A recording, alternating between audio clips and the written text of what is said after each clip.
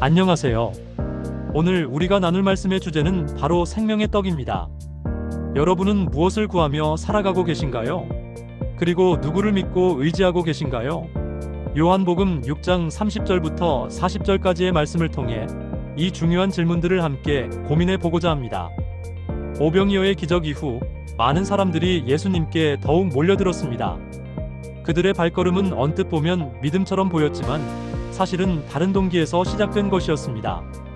어떤 이들은 그저 삶이 편해지기를 바랐고, 또 어떤 이들은 예수님을 통해 자신이 원하는 것을 더 많이 얻고 싶어 했습니다.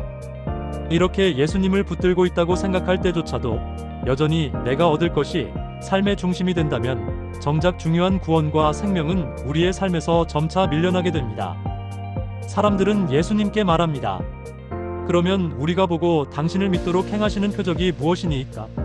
그들은 마치 예수님께 어떤 보험증 같은 것을 요구하고 있는 듯 했습니다. 모세는 하늘에서 만나를 주었으니 예수님은 도대체 무엇을 보여주실 수 있냐고 묻는 것이죠. 하지만 여러분, 이것은 진정한 믿음이 아닙니다.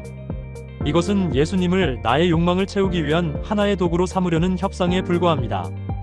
심지어 그들은 눈앞에서 기적을 보고도 더 많은 증거를 요구하며 믿음의 책임을 예수님께 떠넘기려 했습니다. 그들의 입에서 나온 말은 주여, 이 떡을 항상 우리에게 주소서였습니다. 그들의 솔직한 욕망은 바로 항상이라는 단어에 담겨 있었습니다. 끊기지 않는 공급, 흔들리지 않는 안정, 그리고 불안하지 않은 내일. 이것이 그들이 진정으로 바란 것이었습니다. 우리도 기도할 때 하나님께 이런 항상을 요구하지 않습니까? 당장의 문제가 해결되고 통장이 마르지 않는 것, 그것이 우리가 바라는 진정한 구원이라고 생각하는 것은 아닐까요? 예수님은 이러한 그들의 오해를 직접 바로잡아 주십니다. 첫째, 떡을 주시는 주체는 모세가 아니라 하나님이라는 것을 분명히 하십니다. 떡을 주시는 분은 사람이 아닌 아버지 하나님이시죠. 둘째, 그 떡은 땅의 떡이 아니라 하늘에서 온 참 떡이라는 것입니다. 세상의 물질이 우리에게 생명을 주는 것이 아님을 알려주십니다. 예수님은 단지 모세처럼 하늘에서 떡을 내려주는 분이 아니라 하나님이 이 세상에 생명을 주기 위해 보내신 바로 참 떡 그 자체이십니다. 요한복음 6장 35절에서 예수님은 선언하십니다. 나는 생명의 떡이니. 예수님은 우리에게 무엇을 주겠다고 약속하지 않으셨습니다. 대신 자기 자신을 우리에게 내어주셨습니다. 그분은 우리의 모든 문제를 해결해주는 해결사가 아니십니다. 그분 자체가 바로 우리의 모든 문제에 대한 해답이 되시는 분입니다. 예수님은 말씀하셨습니다. 내게 오는 자는 결코 줄이지 아니할 터이요 나를 믿는 자는 영원히 목마르지 아니하리라. 우리가 느끼는 갈증의 해결은 바깥에서 무언가를 끊임없이 채워 넣는 것이 아닙니다. 진정한 만족은 우리의 안쪽에서 생명을 주시는 예수님을 굳건히 붙드는 데 있습니다. 우리의 영혼은 세상의 조건이나 물질이 아니라 오직 주님과의 연합을 통해서만 참된 만족을 얻을 수 있습니다. 예수님은 또 말씀하십니다. 너희는 나를 보고도 믿지 아니하는도다. 기적을 직접 보고도 믿음이 생기지 않는 이유는 정보가 부족해서가 아닙니다. 그들의 마음이 다른 곳, 즉 눈에 보이는 떡에 가 있었기 때문입니다. 여기서 얻을 수 있는 통찰은 우리의 감정이나 순간적인 확신에 의존하는 믿음은 마치 롤러코스터와 같다는 것입니다. 오늘은 뜨겁게 느껴지더라도 내일은 금세 식어버릴 수 있기 때문입니다. 하지만 예수님의 확신은 사람들의 반응에 흔들리지 않습니다. 그분의 확신은 오직 하나님 아버지의 뜻에 있습니다. 아버지께서 내게 주시는 자는 다 내게로 올 것이요. 우리의 구원은 우리의 노력이나 컨디션에 달려있는 것이 아닙니다. 오직 하나님의 주권적인 뜻 위에 굳건히 서 있습니다. 이것이야말로 우리의 가장 확실한 안전장치가 됩니다. 예수님은 이어서 말씀하십니다. 내게 오는 자는 내가 결코 내쫓지 아니하리라. 이 약속은 매우 중요합니다. 예수님께 나오는 자는 누구든 거절당하지 않습니다.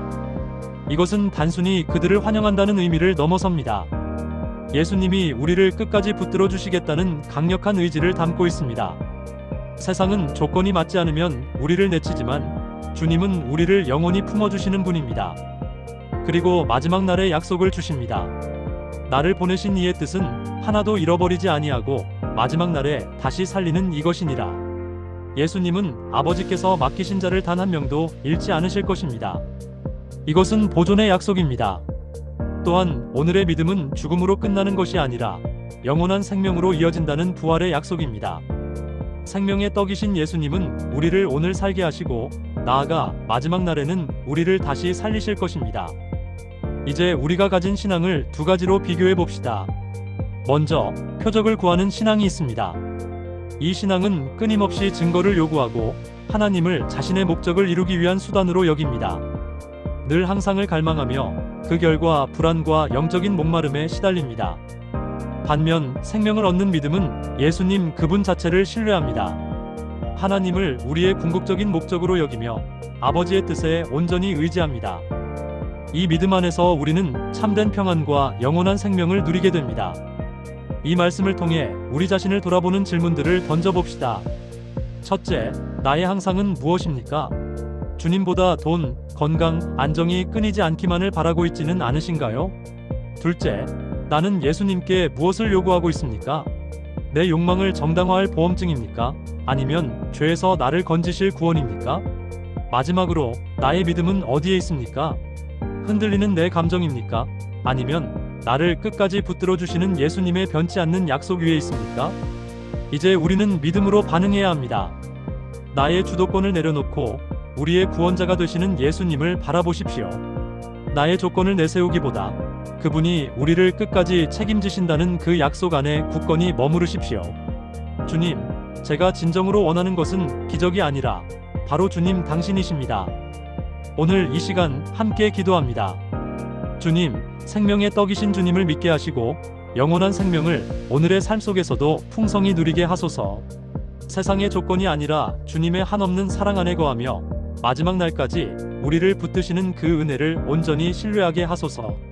그렇습니다. 예수님은 우리의 단순한 필요를 채우시는 분을 넘어 우리의 구원과 생명 그 자체가 되시는 분입니다.